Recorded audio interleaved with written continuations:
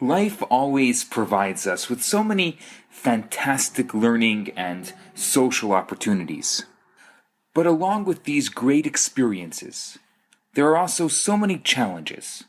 One of those significant challenges is the age-old human problem of peer pressure. We know what we should be doing, but we're distracted by what everyone else is doing.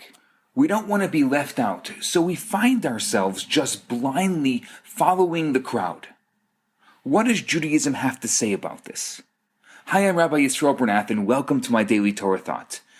Each week in synagogues of every denomination around the world, the weekly Torah portion is read. This isn't just a review of ancient history or an old tradition, but it's an exercise in living with the times, the uniquely Jewish times, and digging deep to find the relevance and the meaning of that portion so we can apply the Torah's eternal truths to our contemporary daily lives.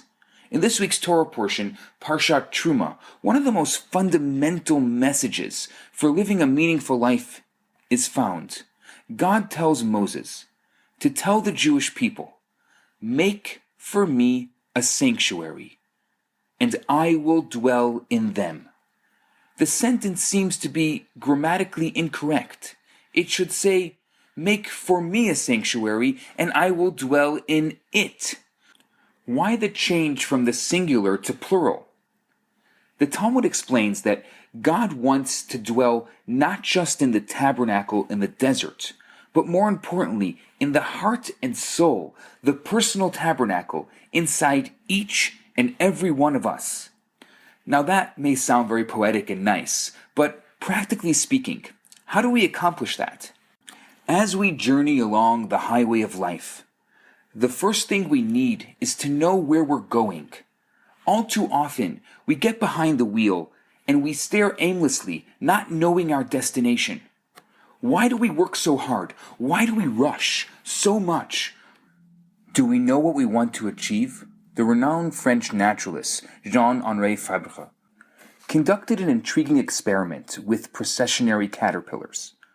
What makes this caterpillar unique is its instinct to follow step after step the caterpillar directly in front of it. They derived their name from this behavior. Here's what Fabre did. He arranged the caterpillars on the rim of a flower pot. Each caterpillar's head touched the caterpillar in front of it. Then, the caterpillar's food was placed at the center of the flower pot.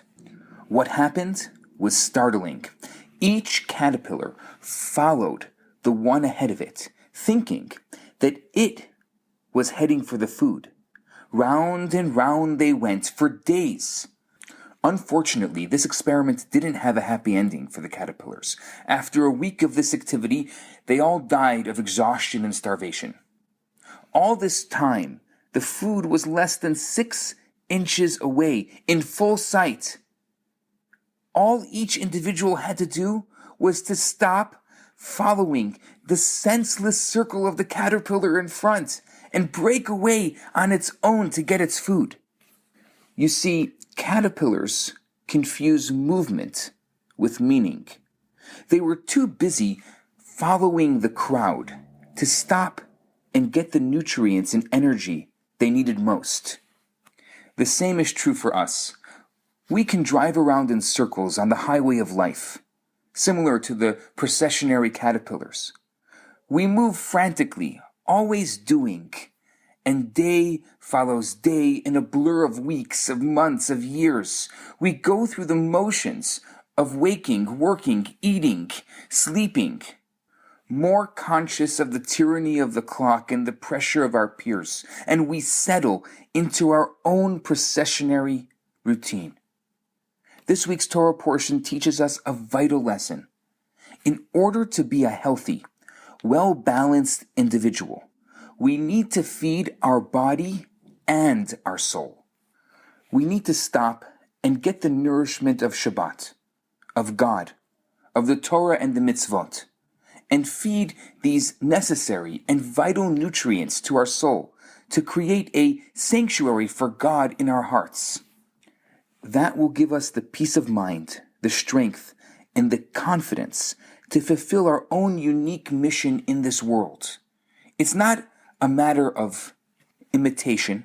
Judaism believes that each of us has a unique purpose, and we connect to this purpose in an individual way through our individual study of Torah and personal approach to mitzvot.